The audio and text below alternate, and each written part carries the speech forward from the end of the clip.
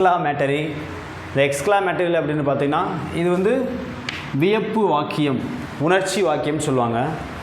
So நம்ம அந்த exclamation அப்படின்ற விஷயத்தில் எப்படிலாம் நம்ம எக்ஸ்க்ளைம் பண்ணலாம் அப்படின்றத பார்த்துக்கிட்டிங்கன்னா அப்படின்னா வாவ், ஹோ, நோ, அலாஸ், ஹே, ப்ராவோ இப்படின்ற வார்த்தைகள்லாம் நம்ம சொல்லி யூஸ் பண்ணுவோம். ஸோ இந்த இடத்துல எப்படி அந்த ரிப்போர்ட்டிங் பார்ட்டில் எப்படி மாறுது, செட்டு வந்தால் எக்ஸ்க்ளைம்டு, செட்டு டூ வந்தால் எக்ஸ்க்ளைம்டு, சேஸ் வந்தால் எக்ஸ்க்ளைம்ஸ். இதுக்கு கன்ஜெக்ஷன் தட். வேறு எங்கெல்லாம் நம்ம தட்டு யூஸ் பண்ணோம்? ஸ்டேட்மெண்ட்டில் நம்ம தட்டு கன்ஜெக்ஷனாக யூஸ் பண்ணோம். சரிங்களா? இப்போ பாருங்கள், சென்டென்ஸை பாருங்கள். சி செட், ஹோ, no, I have lost my handbag. I have lost my handbag. என்னோடய ஹேண்ட்பேக்கை நான் தொலைச்சிட்டேன் அப்படின்ட்டு சொல்கிறாங்க. இப்போ பாருங்கள் எப்படி மாறுதுன்னு. ஸோ இந்த இடத்துல எப்படி மாறுது, ரிப்போர்ட்டிங் பார்ட்டில் எப்படி மாற்றுறோம்? சி செட்டு கொடுத்ததுனால நம்ம என்ன பண்ணுறோம்? எக்ஸ்க்ளைம்டு. எக்ஸ்க்ளைம்டு கன்ஜெக்ஷன் என்னது? தட். இந்த ஹோ, நோ அப்படின்ற விஷயம்லாம் அது வந்து எக்ஸ்பிரஸ்டு வேர்ட், அதை நம்ம யூஸ் பண்ண தேவையில்லை.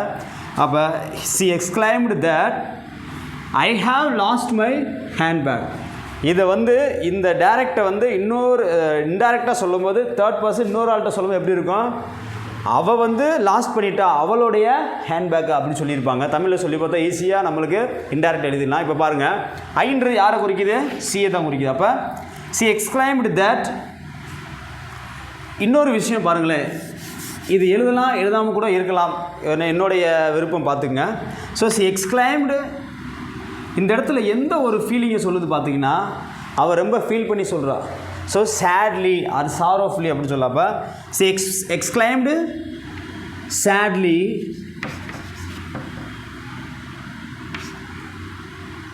that.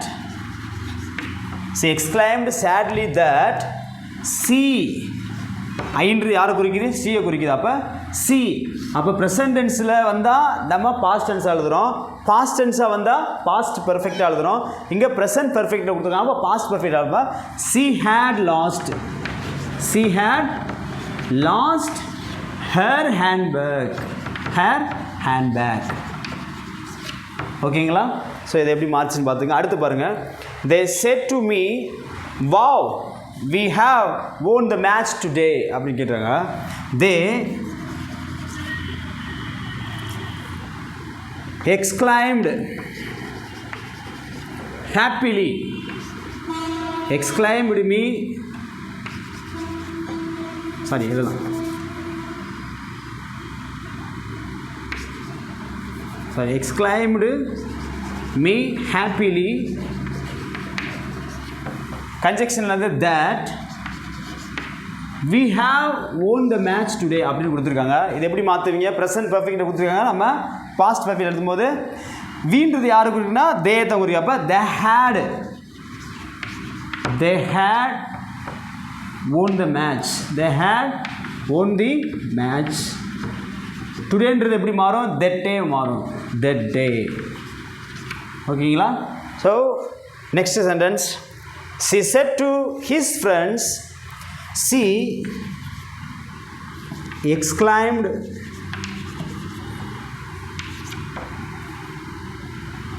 sorrowfully.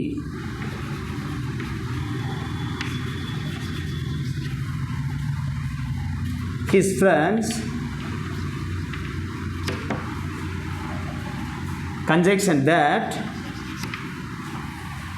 She exclaimed sorrowfully his friends that her pet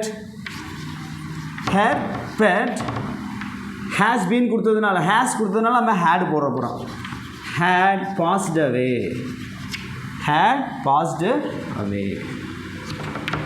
ஓகேங்களா? ஸோ இந்த மாதிரி தான் நம்ம எக்ஸ்க்ளைமேட்டரியில் நம்ம மாற்றணும். ஸோ இப்போ நான் உங்களுக்கு புரிஞ்சிச்சா? ஸ்டேட்மெண்ட்டில் எப்படி மாறுச்சு, இன்ட்ராகேட்டில் எப்படி மாறுச்சு, இம்பரேட்டிவில் மாறுச்சு, எக்ஸ்க்ளாமேட்டரியில் எப்படி மாறுச்சு. ஸோ மறுபடியும் சொல்கிறேன், ஸ்டேட்மெண்ட்டில் கன்ஜெக்ஷன் தட்டு, இன்ட்ராகேட்டில் WH வந்தால் WH கன்ஜெக்ஷன், எஸ்ஆர்னோ டைப் வந்து இஃப் ஆர் வெதர், இம்பரேட்டிவில் வந்து டு ஆர் நாட் டு, இங்கே எக்ஸ்க்ளாமேட்டரியில் கன்ஜெக்ஷன் தட். ஓகேங்களா? நெக்ஸ்ட்டு வந்து நம்மளுக்கு இந்த கொஸ்டினை பொறுத்த மட்டும் 2 டைப்பில் கேட்குறாங்க. என்னென்ன டைப்னா, ஒன்று சென்டென்ஸாக கேட்டுறாங்க. சென்டென்ஸ்லேயே பார்த்தீங்கன்னா டைரக்ட் டு இன்டைரக்ட், அப்புறம் இன்டைரக்ட்லேருந்து டைரக்ட் கேட்குறாங்க. இன்னொரு சென்டென்ஸ் டைப் என்ன கேட்குறாங்க அப்படின்னா, ஒரு டயலாக் கொடுத்துட்டு ரிப்போர்ட்டட் பார்ட்டில் எழுத சொல்கிறாங்க. ஒரு டயலாக் கொடுத்துட்டு அந்த டயலாக்லேருந்து நம்ம எப்படி எழுதுறது அப்படின்ற ஒரு விஷயம் கொடுக்குறாங்க. அதையும் நான் இப்போ மாற்ற போகிறேன். மறக்காமல் இந்த வீடியோ பாருங்கள். இப்போ தான் இந்த வீடியோ பார்க்குறீங்க அப்படின்னா மறக்காமல் சப்ஸ்கிரைப் பண்ணுங்கள் சேனலை. யாருக்கு தேவைப்படுதோ தயவுசெய்து ஷேர் பண்ணுங்கள். ஷேர் பண்ணிவிட்டு பக்கத்தில் இருக்க பெல் ஐக்கானை டச் பண்ணிடுங்க.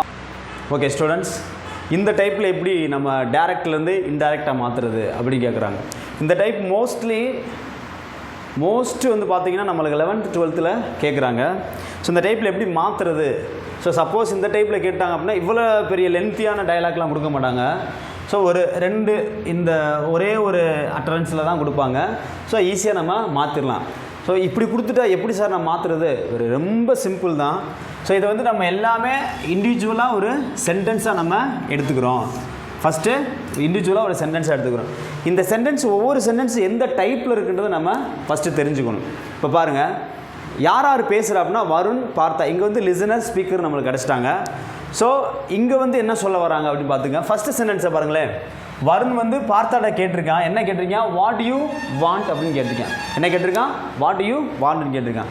அப்போ இது வந்து எந்த டைப்பில் இருக்கக்கூடிய சென்டென்ஸு? நம்ம பார்த்தோமோ ஒரு 4 sentence பார்த்தோங்களா?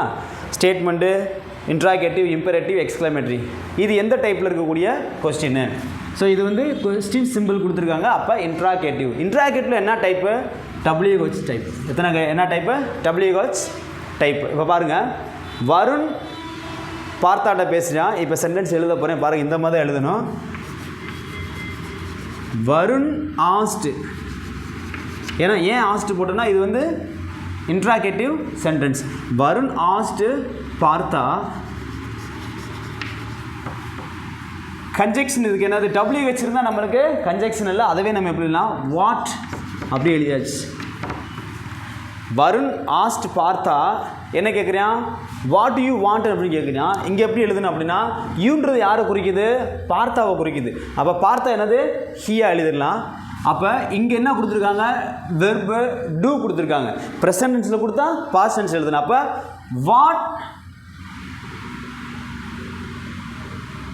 What he did want.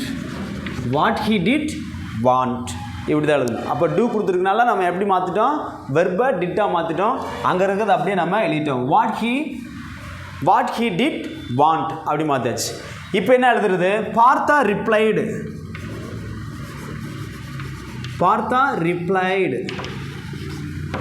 இந்த சென்டென்ஸ் எந்த டைப்பில் இருக்குது பாருங்கள். I want a pen. I want a pen அப்படி கேட்குறான். இப்போ சொல்கிறான் பாரு, ஐ வாண்ட் எ பென். இது வந்து என்னது?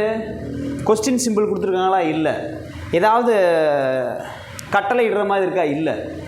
அடுத்து இந்த ஆச்சரியக்குறி கொடுத்துருக்கா? இல்லை. அப்போ இது என்னது? Statement. I want a pen சிம்பிளாக சொல்லியிருக்கேன், சாதாரண வாக்கியமாக இருக்குது. அப்போ இந்த இடத்துல ஏன் சார் ரிப்ளைடுன்னு போட்டீங்க? ஸோ இங்கே வந்து பார்த்துட்டேன் அப்படின்னா, ஸோ நம்மளுக்கு வந்து ரிப்ளைடுன்னு சொல்லலாம், டோல்டுன்னு சொல்லலாம். அப்போ நம்மளுக்கு வந்து இந்த கான்வர்சேஷன் இருக்கிறதுனால ரிப்ளை பண்ணியிருக்காரு, இவர் சொல்லியிருக்காரு அப்படின்போது ரிப்ளைட். இது வந்து ஸ்டேட்மெண்ட் இருக்கிறதுனால கன்ஜெக்ஷன் என்னது? That. Replied that I want a pen அப்படின்னு சொல்கிறான். இப்போ பார்த்தாவை தான் குறிக்குது. ஐன்றது யார் குறிக்குது? பார்த்தாவை தான் குறிக்குது. அப்போ தட் ஹீ வெர்ப் என்னது? வாண்ட்னு ப்ரெசன்ட் டென்ஸில் கொடுத்து அப்படி இப்படி மாற்றுறோம். Wanted. What is that? Wanted. So பார்த்தா replied that he wanted a pen. He wanted a pen. அடுத்து லாஸ்ட்டாக என்ன சொல்ல? செகண்ட் சென்டென்ஸை பாருங்கள். வருண். இது எந்த டைப்பில் இருக்குது? கொஸ்டின் டைப்பில் இருக்குது. அப்போ என்னது? வருண் ஆஸ்ட். வருண் ஆஸ்ட் பார்த்தா விச். கன்ஜெக்ஷன் வந்து WHல கொடுத்ததுனால நம்ம WH எழுதுகிறோம். அப்போ விச் பென். யூன்றது யாரை குறிக்குது அப்படின்னா பார்த்தாவை குறிக்குது. அப்போ which pen he did want there அப்படின்னு எழுதணும். இந்த இடத்துல மாற்றத்தை பாருங்களேன். which pen do you want அப்படின்னு கேட்குறான். இப்போ பாருங்கள், which pen he did want there, ஏன்னா ஹியர்ன்றது தேரா மேரிச். லாஸ்ட் பாருங்கள், பார்த்தா ரிப்ளைடு, பார்த்தா ரிப்ளைட் தட், ஏன்னா இது வந்து statement, I need black pen. அப்போ என்ன சொன்னால் replied that he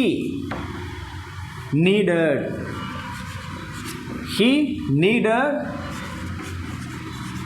black pen. he needed black pen. So நம்ம இப்படி தான் எழுதணும் ஆன்சர்.